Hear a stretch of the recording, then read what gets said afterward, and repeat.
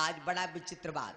आओ तो अब सीता मैया पूजा करती हैं गौरा जी की। आहा, पूजा करती हैं गौरा जी की सीता मैया। क्या माता जी को मनाती हैं। बिटिया लोग भजन सुनो बढ़िया, लिख लो अगर आदि हो लिख लो। सीता जी पूजा करती है मैया। तुम्हारी जगमग तुम्हारी जगमग ज्योति जले हो काली।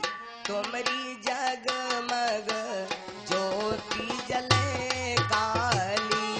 तुम्हारी जगमग ज्योति जले हो काली।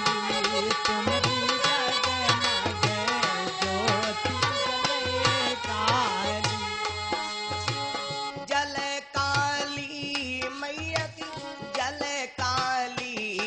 तुम्हारी जगमग तुम्हारी जगमग ज्योति जले काली।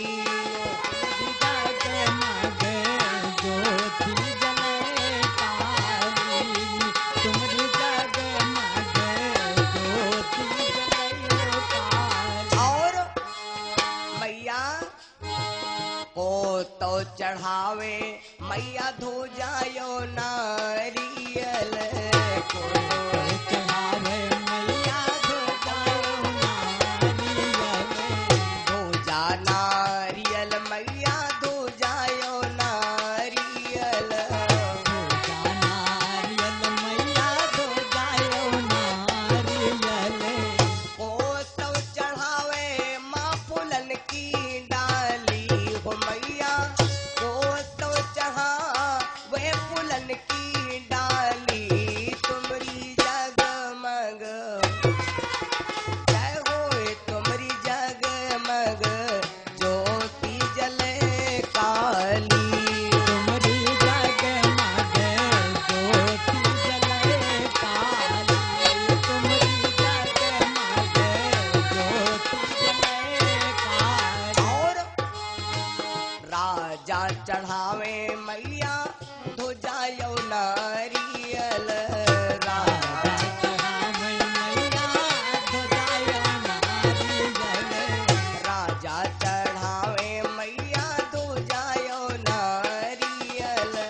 राजा चढ़ावे मैया धो जायो नारियल। रानी चढ़ावे फूलन की डाली हो मैया। ए सीता जी पूजा कर रही हो, सखी बगियम घूमने गई है। मैया मैया मैया मैया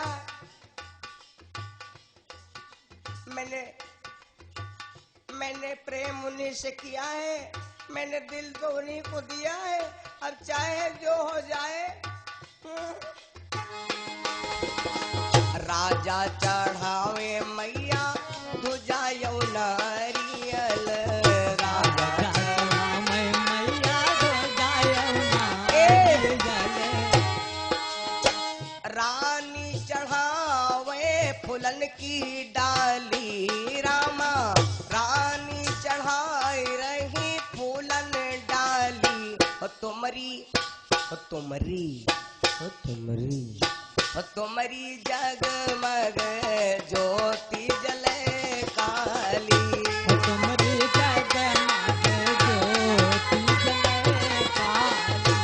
तुम्हारी जगमग ज्योति जले काली। लेकिन यहाँ बात सुन ले भैया।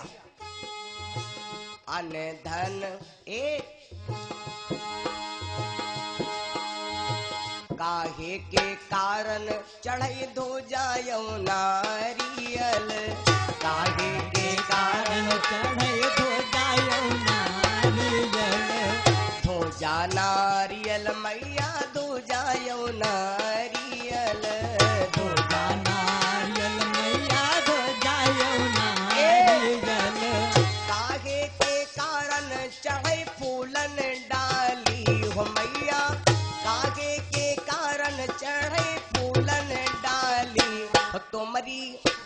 तुम्हारी जगमग ज्योति जले काली। तुम्हारी जगमग ज्योति जले काली।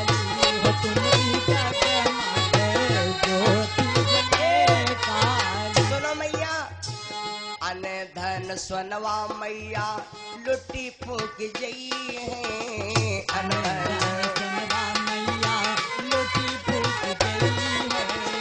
अन धन सोनवा मैया लुटी फूक जई है।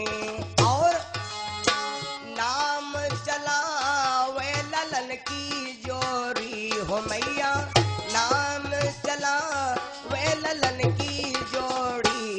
तुमरी जगमग तुमरी जगमग ज्योति जले काली। तुमरी जगमग ज्योति जले काली। तुमरी जगमग ज्योति जले काली। जल काली माँ की जल काली रामा, जल काली मैया की जल काली। तुमरी जगमग ज्योति जले काली। तुमरी जगमग ज्योति जले काली। तुमरी जगमग ज्योति जले काली। देव सो भगवती माता की जय हो।